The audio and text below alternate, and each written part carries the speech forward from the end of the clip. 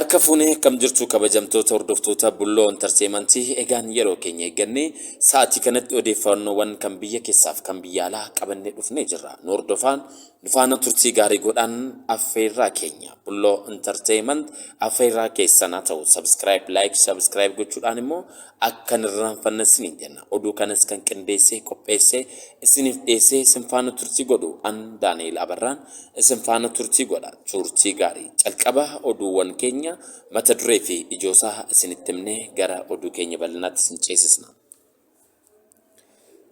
Obbo Dajanee Xaafaan waggoota 27 keessatti si'a 14 hidhamuu isaanii beeksisan. Qabsoo karaa nagaatiin itti fufna jedhan namoonni mana hidhaatii hafaniis akka ba'aniif gaafatanii jiru. Obbo Jo'aar Mahaammadiif Obbo Baqqalee Garbaa. Oduuwwan kan immoo eenyuuf akka qabatee jiru oduuwwan bal'aa keenya irratti isinitti himna. Ameerikaa fi Itoophiyaa muummee ministeera Abiy Ahmed fi Joo Baayiden waliin hariiroo cimsuuf waliigaluu isaanii himanii jiru. Hariiroo maal irratti waliigalanii kan jedhus oduuwwan keenya bal'inaa irratti gara boodaa irratti isinitti himna. Manni murtii waliigalaa federaalaa adeemsa galmeewwan himannaa addaan cite sadii irrattis ibsa bal'aa kennanii jiru. Ibsa maalii laatan kan jedhus oduuwwan keenya bal'inaan gara duubaa irratti isinitti himna. Waltajjiin konfereensii nageenyaa hariiroo naannoo Affaar geggeeffamaa jira. Hariiroon naannoo Affaar irratti geggeeffamaa jiru waltajjiin kunoo maal of keessaa qaba kan jedhuu fi odeeffannoowwan dabalataa oduu keenya bal'inaa irratti isinitti himna. Nu faana tura. Amma immoo gara oduu keenya biyya alaarraa argannetti gaafa isin ceesisnu Kooriyaan kaabaa misaayilii balaastikaa lammaffaa furguggifte. Kaazaakistaanii keessatti namootni mormiif ba'an keessaa hedduun ajjeefamanii kaanis hidhamanii. Maal mormanii laata? Kaazaakistaanii keessatti namoonni maal mormanii, eenyudhaanis mormanii, akkamitti du'anii, eenyutu ajjeeses kan jedhus odeeffannoo keenya oduu keenya bal'ina duubarratti dhufurratti isinitti himnaa. Nu faana tura. Ministeerri nageenya Zimbaabuwee sababa hanqina namusaatiin hojiirraa ari'aman. Ameerikaatti yeroo jalqabaaf onnee booyyee fooyyeffame namaaf dhaabanii. Oduun keenya ijoo kanuma gara oduu keenya bal'inaatti isin ceesisnaa. Nu faana turtii godha. Egaan amma immoo kabajamtoota hordoftoota bulloo intarteementii gara oduu keenya bal'inaatti isin ceesisna.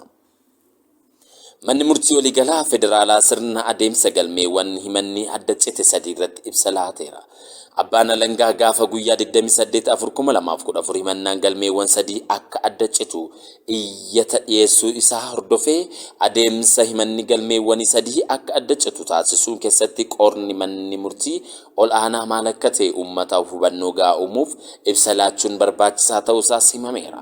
Ministeerri haqaa himanni galmeewwan sadii walakkaan yookaan guutummaatti akka adda citu iyyannoo dhaddachaaf dhiyeessee akkatumatti seeraatiin akka keessummeeffames ibsanii jiru. Haaluma kanaan ministeerri haqaa himanni galmeewwan himamtoota Obbo Jo'aar Mahaammadi fi isa jalatti hidhaman waliigala namoota 20 himannaan himattoota galmeewwan Obbo Iskindir Naggaa fi kanneen isa jala jiran waliigala himamtoota 7 fi himannaawwan galmeewwan Dr. Dabratsiyoon Gabra Mikaa'el jala jiran himattoota 6 akka adda citu gaaffii dhiyeessuusaas ibsee jira. Manni murtii waliigalaa federaalatti dhaddacha yakka ramaddii tokkoffaa heera mootummaa fi dhimmoota shororkeessummaa gaaffii ministeera haqaa qorachuun akkaataa bu'uura labsii hundeeffama abbaa alangaa lakkoofsa 943 muraa 2008 keeyyata 6 muraasa 3 himattichi kaasuu erga mirkaneessee booda himattoonni yakkaa biroon kan hin barbaadamne yoo ta'u akka gadi lakkifamanis mana amala sirreessaa ajaja dabarsuunsaas himamee jira. Akka heera yeroo ammaa hojiirra jiruun abbaan alangaa sababoota garaagaraatiin himattoota yeroo itti fufuu hin barbaanne ta'ee manni murtii gaaffii himannaa akka adda citu dhiyaachuus fudhachuun shakkamtooti hidhaarraa jiran akka gadi lakkifaman ajajuun hojimaata seeraa ta'uu hubatamuu akka qabus ibsamee jira.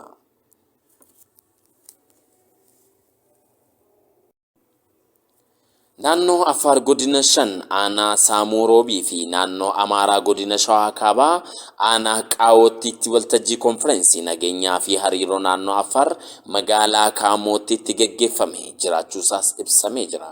Uummattoota lamaan gidduutti guyyaa guyyaan walitti bu'iinsii fi adda addummaa gurguddoota adda addaa akka tures himamee jira. Gareen shororkeessaa Abuut falmachaa kan turan uummattoonni Amaaraa fi Affaar awwaalcha diina keenya irratti tokkummaa keenya ni cimsana jechuudhaan bakka bu'oonni uummattoota lamaanii ibsanii jiru. Saganticha kadhataa abbootii amantaatiin eegalameera. Saganticha irrattis hooggantoonni godinaalee fi naannolee naannoo lamaanii abbootiin amantaa bakka bu'utoo uummattootaa fi dargaggoonnii fi kutaan hawaasa garaagaraa hirmaatanii jiraachuusaas ibsamee jira. Girmaa Nabii Buusuutu gabaase.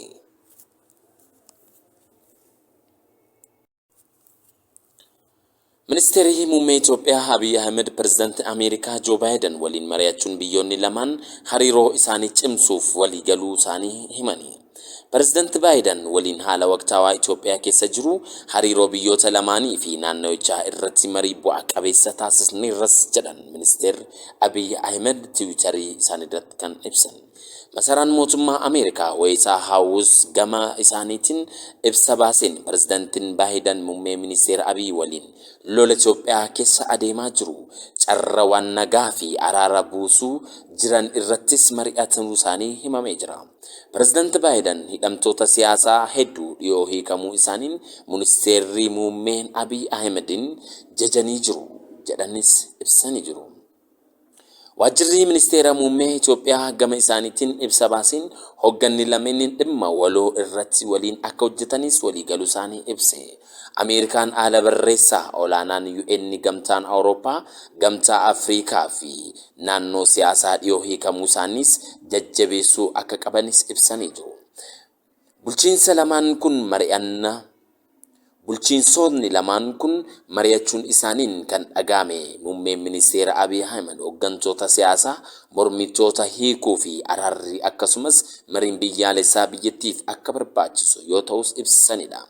Torban darbee gaafa jimaataa guyyaa ayyaana qillee mootummaa naannoo Itoophiyaa himannaa hooggansa siyaasaa KFO Baaldaraas akkasumas qondaaltota TPLF fi adda kutuun isaanii ibsamee jira. Haala wal fakkaatuun kamisa darbee gaanfa Afrikaatti argamuun adda US Jeffrey Feltman imala isaanii xumuran Finfinneetti imaluun qondaaltota Itoophiyaa waliin marii jajjabeessaa gochuu isaaniis gabaafamee jira. Murtee namoonni hiikaman keessumaa qondaaltonni TPLF hiikamuu isaaniin qaamoleen mufii qaban isaanii muummee ministeera Abiy Ahmed egeree biyyattii jedhamee murtii kanarraas akka gahames ibsanii jiru. Itoophiyaan dhimmoota ishee irratti hoogganus USA irra deddeebi'uun bulchiinsonni biyya kanneenii waliin mari'achuu isaaniitiin dhiyoo kanattis koomeettiitti himanii jiru. Waraana kaaba Itoophiyaatti dhalateen hariiroo Ameerikaatti Itoophiyaan muddama ibsuusaa beeksisee jira. Maddi oduu keenyaa BBCdha.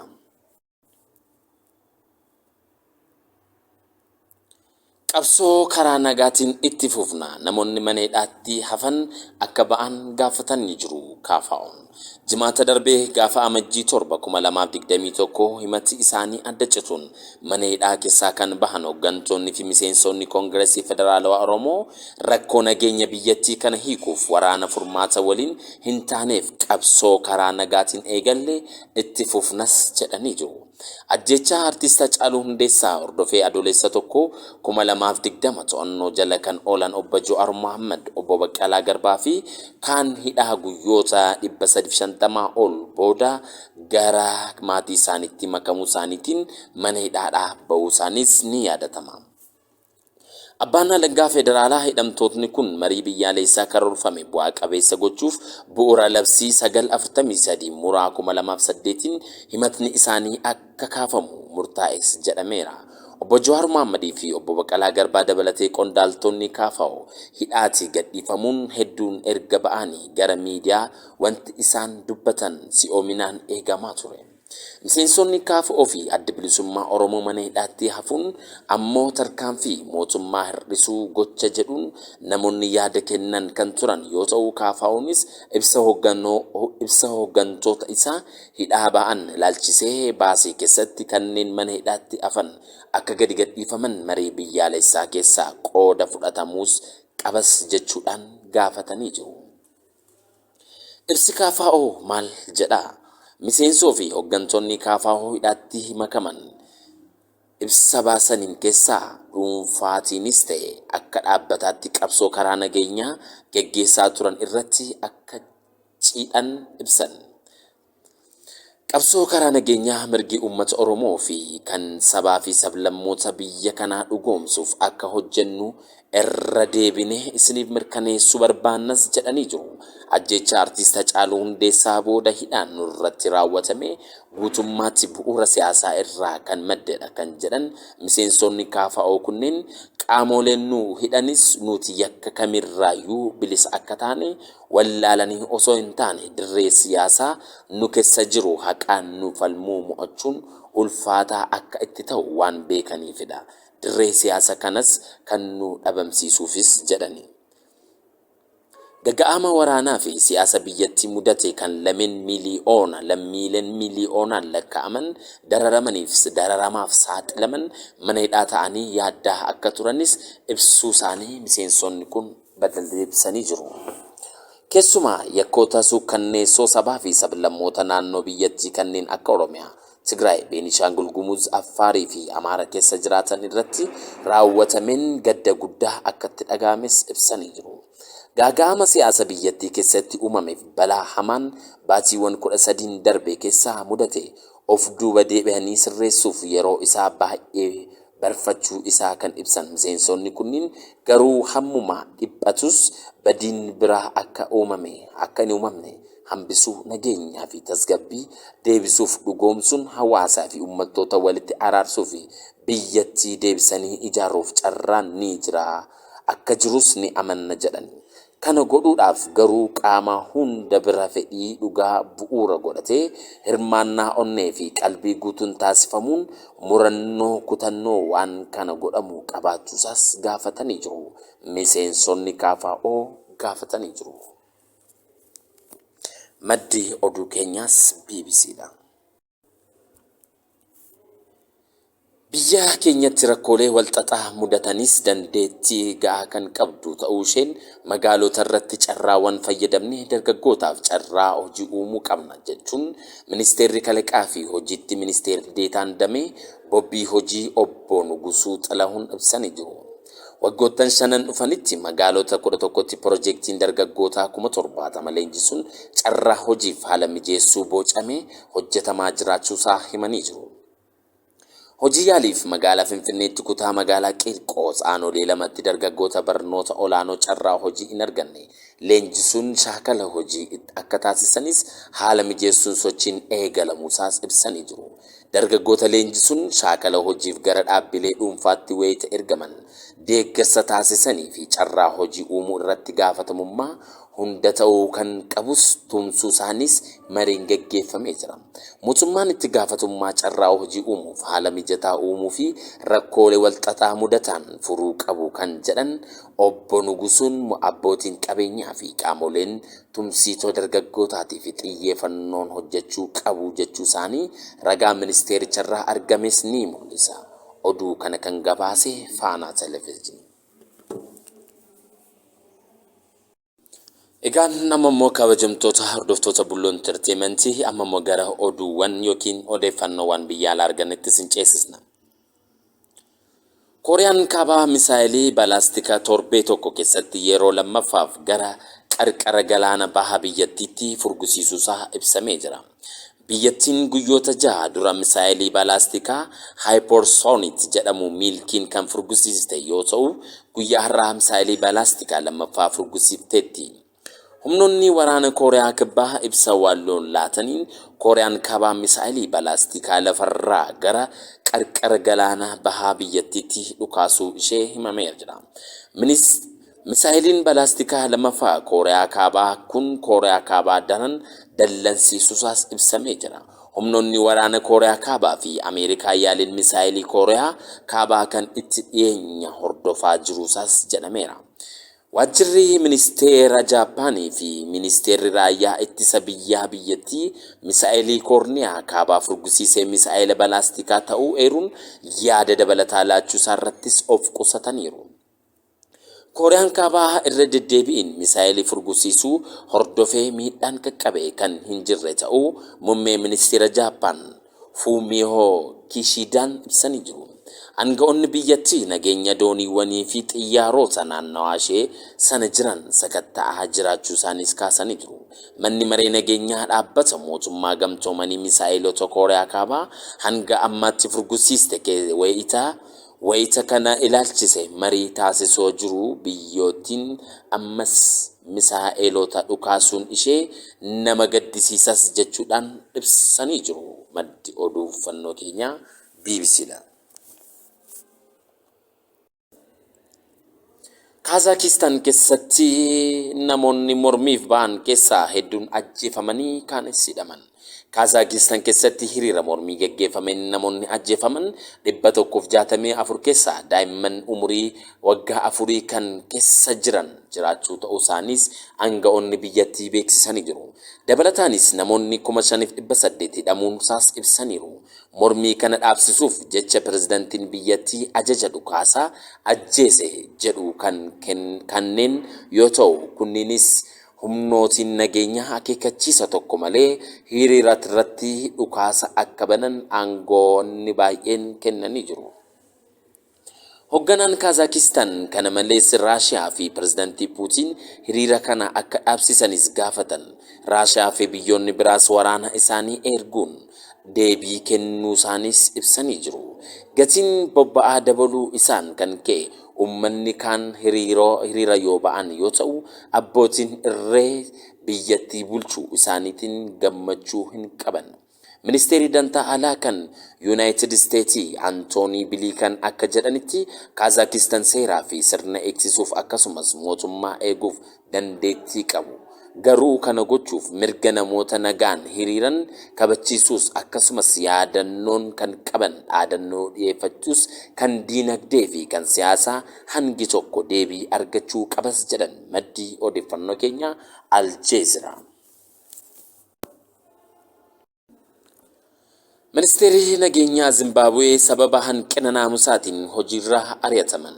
Pirezidaantiin Zimbabwee Emerson Mnangagwa ministeera nageenyaa Zimbabwee Owen Kube sababa hanqina naamusaatiin hojiirra ari'an.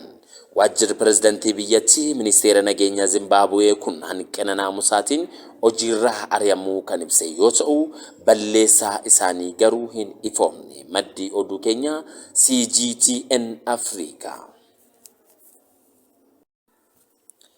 Ameerikaatti yeroo jalqabaa fi onnee booyyee fooyya'ame namaaf dhaaban.